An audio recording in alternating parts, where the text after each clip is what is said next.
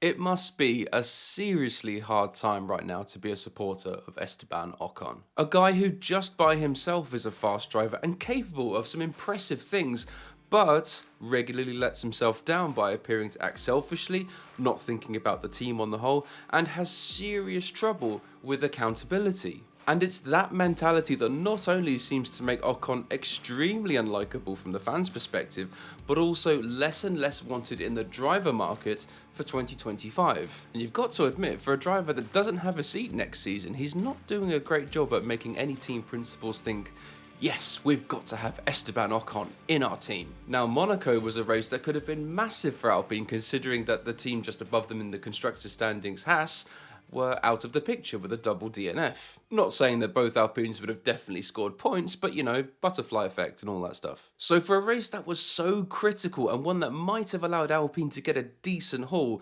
considering their prospects for this season, this was a cock-up from Ocon to the highest degree. Now, a little while ago I did a video asking the question of, does Esteban Ocon have an attitude problem? Might have been a little strong, but it was the way I saw things, but I do concede that he does have all the tools to be a great driver, except his approach and general attitude, and that, ladies and gentlemen, is the 20-ton anchor around his leg which is stopping him from getting anywhere. So let's take a closer look at how Ocon still has an attitude problem. Okay, so it's the Monaco Grand Prix, a high chance of accidents, low opportunities for overtaking, and you're driving a car that has the same proportions as a long-distance coach. Not only that, your teammate is just in front of you on the opening lap, you're just outside of the points yourself, so how about let's not do anything stupid and look at the bigger picture, which could result in some much needed points to salvage a dreadful season and boost the morale of yourself, your teammate, everyone in the garage, everyone back in the factories, and your fans who still turn up and support you without fail. So does that sound like a good plan, Esteban? Well, no, because he has a point to prove, he can't finish behind his teammate under any circumstances, and as a great man once said, if you no longer go for a gap, you are no longer a racing driver. Wise words there from the one and only, the GOAT, Nikita Mazepin. Now, if the timing was right and you have speed coming out of the corner, absolutely attempt an overtake. It's been done many times before, and is also one of the few spots in Monaco where you can actually overtake. And credit to Ocon, he did actually carry more speed coming out of the corner than Gasly, and then he attempted his move. However, Ocon left him no room. He shut the door on him, they collided, and that led to a DNF for Ocon and a severe rattling on his car for Gasly. So with Ocon attempting this manoeuvre at Monaco, where exactly was Gasly supposed to go? Unlike other circuits where there's grass and runoffs and gravel, Monaco, you've just got barriers running either side of you. It must be like trying to thread a needle constantly. So Ocon headed back to the garage where apparently he got a severe bollocking from Bruno Famin, which I'll get into later.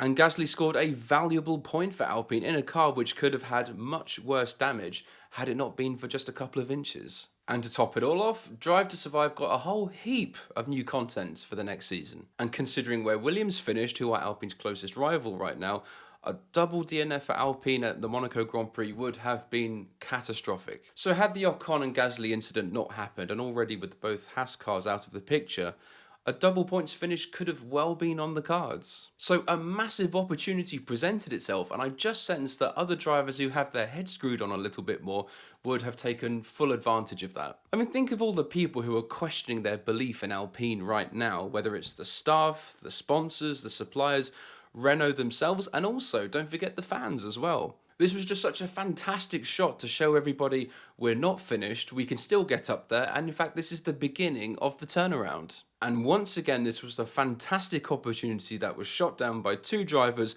one more than the other, who can't put their stupid, childish, petty differences aside. Now, this time last year, Ocon scored a third place at the Monaco Grand Prix, which was very well done. And it's situations like this which overshadow those great achievements, and I was going to say that his reputation might be on the verge of being damaged, but now I'm thinking that the damage might already be done. If you say Esteban Ocon, you don't think of a fast driver that scored wins and podiums. You think of a delusional driver that everyone is getting pretty fed up with, and who also maintains a false sense of grandeur which nobody is buying. And also someone who clashes with everybody he comes across, particularly teammates. But the worst thing in my eyes, and please let me know your thoughts on this in the comments, is how he took such little responsibility, describing it as an unfortunate incident. Yes, he apologised to the team, but said nothing publicly to Gasly in the way of an apology or recognition of the incident itself. Okay, he might have said something behind closed doors, but I highly doubt it. And we've seen this all before. Nothing is ever his fault in his eyes, and I imagine the team that is looking after his PR and marketing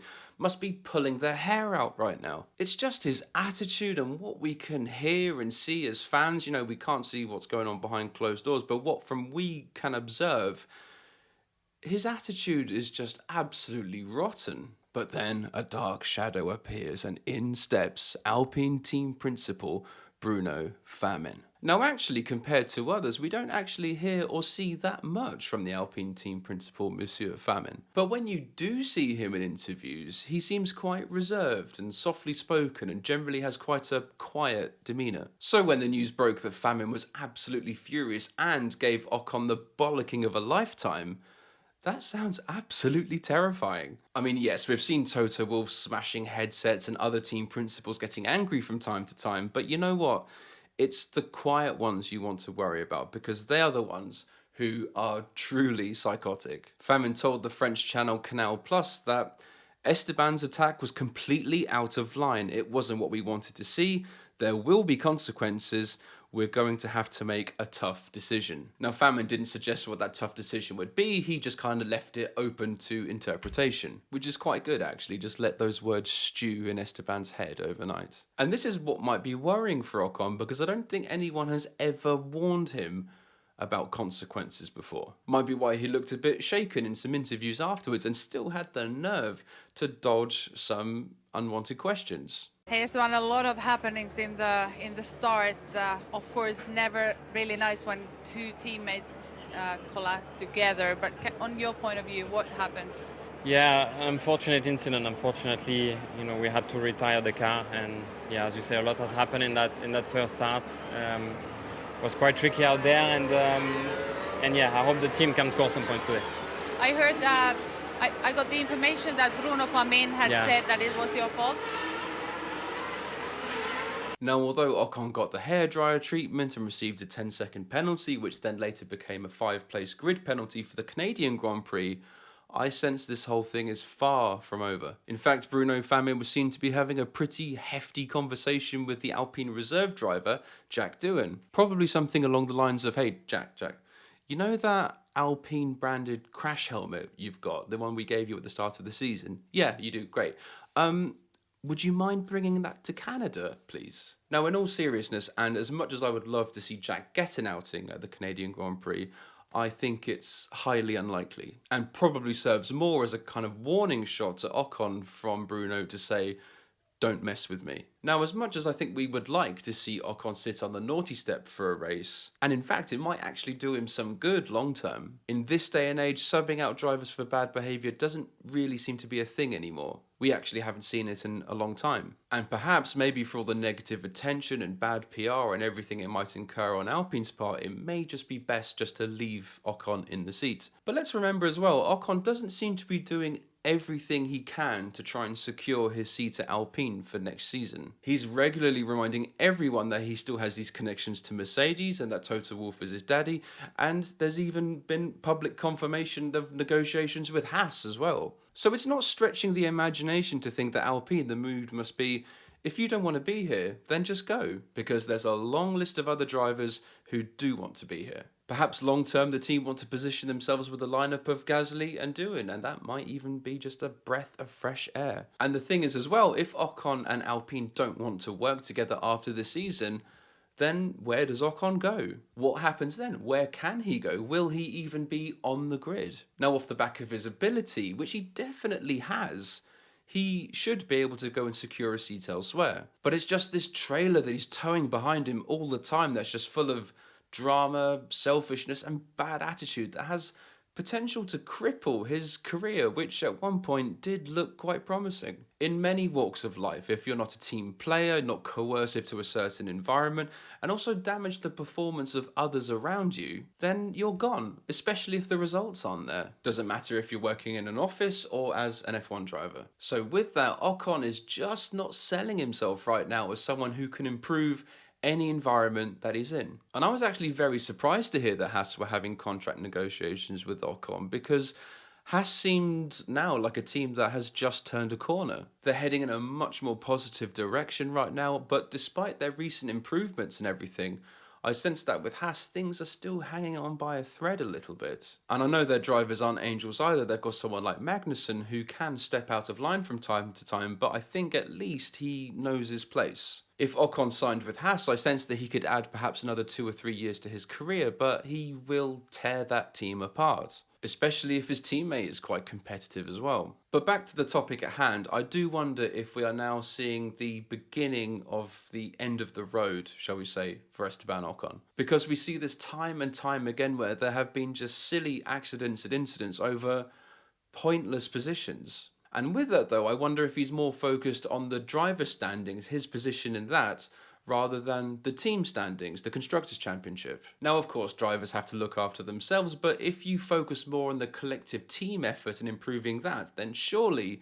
your position has to rise in accordance to that as well. So right now, Ocon currently sits in 16th place with just 1 point. A point score at Monaco wouldn't have given him a big jump up the order. But had he scored just 1 point at Monaco, that would have been a great result for the collective Alpine effort. A step closer towards Haas and a step further away from Williams. And as I mentioned earlier, I think by now with Ocon, unfortunately, the damage has now been done. The biggest casualty from this whole encounter by far has got to be his reputation and his marketability as well. Now, if you're a fan of his, fair play to you. You guys see something that the rest of us don't, and I hope that comes good for you. In fact, I really admire your patience and your belief in the driver. And in fact, I'd want to hear from you in the comments. Let me know what you think. Now, how he comes back from this all in Canada is going to be very interesting to see. It's likely that himself and Gasly will be close together again because they're so evenly matched drivers in the same car. So with a bit more intelligence, a bit more awareness, and a bit more attention to the team collective,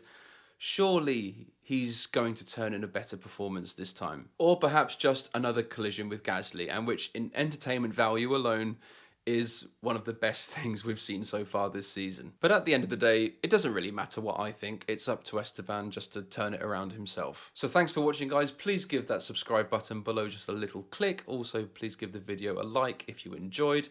Try not to crash into Pierre Gasly. And as always, I'm Paul, and I'll see you later. Cheers.